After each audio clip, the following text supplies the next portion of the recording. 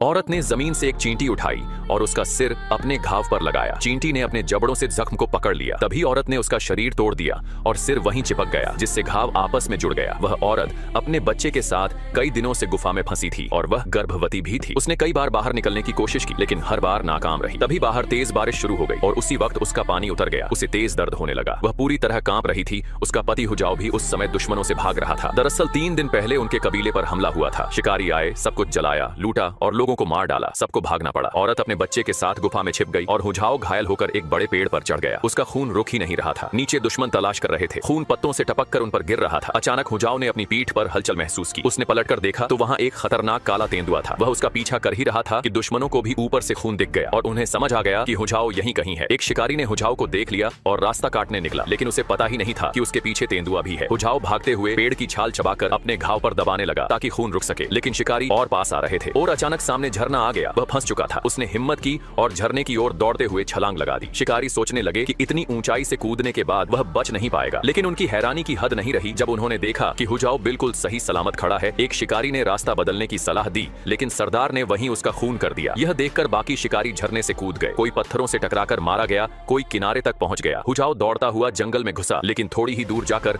दलदल में गिर गया। वह जितना निकलने की कोशिश करता उतना और धंसता जाता। उसने एक बेल पकड़ ली, लेकिन वह टूट गई। हुजाव डूबने ही वाला था। तभी उसे अपनी पत्नी और बच्चे की याद आई जो गुफा में फंसे थे। उसने खुद को संभाला और सिर्फ अपने हाथों से रेंगते हुए आगे बढ़ा। उसकी जिद ने उसे बचा लिया और तुरंत एक जंगली ततैया का छत्ता उठाकर उनकी तरफ फेंक दिया। भागते हुए उसे एक जहरीला मेंढक मिला। उसने उसे पकड़ा, एक कांटेदार पेड़ से कांटे तोड़े और उन्हें मेंढक के जहर में डुबो दिया। इस तरह जहरीले तीर बनाए और पत्ते से फूंकनी तैयार कर ली। जैसे ही शिकारी आए, उसने उन पर तीर चलाने शुरू कर दिए। कई शिकारी वहीं गिर गए, लेकिन तीर खत्म हो गए और दुश्मन अब भी बाकी थे। तभी आसमान से फिर से जबरदस्त बारिश शुरू हो गई। उसे अपनी पत्नी और बच्चे की याद आई। वह पूरी ताकत से गुफा की ओर भागा, लेकिन गुफा में पानी लगभग ऊपर तक पहुंच चुका था। माँ बेटे ने नीचे की चट्टान पकड़कर खुद को बचा रखा था। गर्भ में पल रहा बच्चा और देर तक नहीं ठहर सकता था। औरत बच्चे को थामे हुए पत्थर पकड़कर सांस संभालती रही। उसी पानी के बीच उसने एक नए बच्चे को जन्म दिया। इधर शिकारी हुजाव के पीछे लगे थे। सरदार ने तीर चलाया जो सीधे उसकी छाती में लगा। वह गिर पड़ा। सरदार खंजर लेकर उसके पास आया। तभी हुजाव ने दर्द सहते हुए तीर निकाला और खड़ा हो गया। और जैसे ही सरदार झपटा, हुजाव ने अपने लगाए हुए फंदे का इस्तेमाल करके उसे मार गिराया। लेकिन अब भी